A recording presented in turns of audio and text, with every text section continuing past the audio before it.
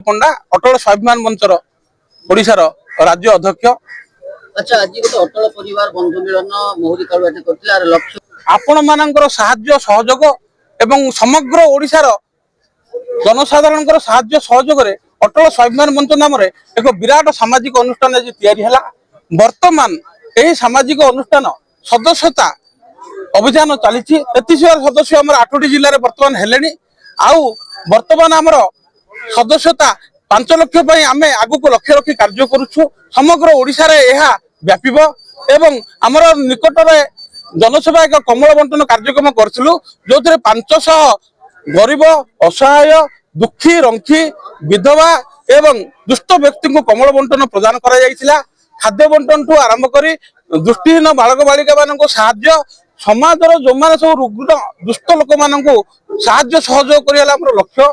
ता सहित अटल जी चिंताधारा अटल जी आभिमुख्य नहीं आम अटल स्वाभिमान मंच आगू कार्य कर आदर्श को आगू को नहीं अटल स्वाभिमान मंच आगेब एवं आपण मान साहाय्य सहयोग आम ए नितांत काम्य आवश्यक कोपड़ाखंड ब्लॉक सांसद प्रतिनिधि।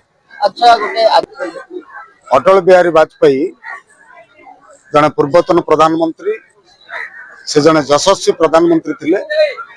भारत तथा पृथ्वीर जने सम्मानास्पद व्यक्ति थिले। से नहांती सत कथा किंतु से जो कार्यक्रम हाथ को नहीं थिले से कार्यक्रम आज सारा भारत वर्ष रे कार्यकारी होची।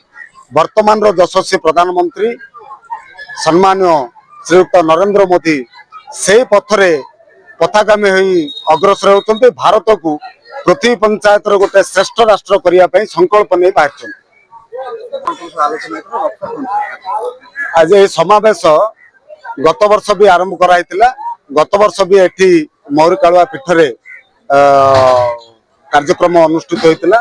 बर्तमान ए वर्ष भी सेमान करुछंदी जार मुख्य होचंदी कुंज बिहारी पंडा जे कि ए जो अटल स्वाभिमान मंचर अध्यक्ष अछंती एवं मदन मोहन पात्र जे कि महासचिव अछंती एवं हमर आलोक चौधरी सेक्रेटरी अछंती मीराबाई से संगठन रो महिला संगठन रो प्रमुख अछंती। तांकर तत्वावधान रे सारा ओडिसा रे ए कार्यक्रम करिया पई समान गोटे शपथ नै आछंती। आज आमे देखुछु गंजाम जिल्लार तथा ओडिसार अणकोणरू प्रायतः बहुत अटल बिहारी वाजपेयी को भल पाउथुबा बीजेपी को भल पाउथुबा तथा उन्नतिमूलक कार्य करने दलगत निर्विशेष ये गोटे एमती मंच अटल स्वाभिमान मंच यहीटा सब दल को लेकिन समस्त केमती आगू को जीवा एवं अटल बिहारी वाजपेयी जो स्वप्न देखी सुनार भारत कहीं साकार करने मंचर कार्यक्रम समर्पण भाव और सेवा नीति से ही आदर्श रे अनुप्राणित हुई आमे अटल स्वाभिमान मंच गठन करछु। आम सहित समाजर विभिन्न क्षेत्र में रही विभिन्न समाजसेवी आम सहित अच्छा आम विभिन्न कार्यक्रम ताकू आधार रे आमे करि चलछु। विगत दिन में कमल बंटन होइतिला शिक्षा क्षेत्र में आउ सामाजिक उन्नतिकरण क्षेत्र में आम विभिन्न पदक्षेप नहीं चलछु। तेबे आज आमर बंधु मिलन उत्सव जो मैंने अटल प्रेमी अच्छा जो समाजसेवी अच्छा समस्त को एकाठी करी आज यही कार्यक्रम आयोजित होइछि। कार्यक्रम